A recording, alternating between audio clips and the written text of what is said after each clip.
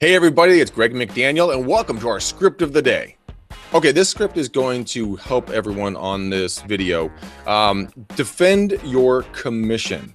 There is a certain brokerage, and we all know which one we're talking about. It is a great site, but these agents give a kickback of 15% of their commission back to the buyer.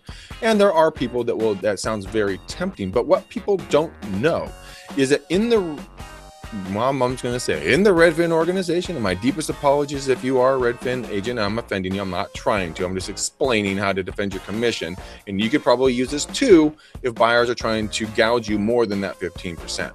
So one thing that I would say is that the Redfin organization, the way it's operated is that you are passed off multiple times. And so they are basically employees with a little bit of a bump when it comes to their commissions. That's how that 15% can run.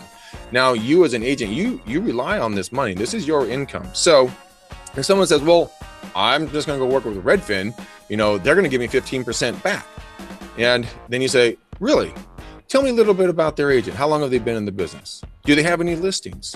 Because you know what? You do get what you pay for. I've been in the business for X, Y, and Z number of years. I've done X, Y, and Z number of transactions, and I'm with my client, you, all the way through. Now, if you want to save a few dollars, I totally understand. But you know what? If you think hiring a professional is expensive, try hiring an amateur. All right? That will put the fear in their mind a little bit. They're like, is 15% really worth? What if I go out and I don't get a house because my agent can't negotiate for me, or we miss a house because they weren't paying attention or whatever else? Now, again, Redfin does have good agents, but this script is about defending your commission. So go put it into action and go make some money. Hey guys, thanks so much for checking out our script of the day. If you like the video, be sure to subscribe to our channel on YouTube. That's how YouTube really knows that you like this type of content.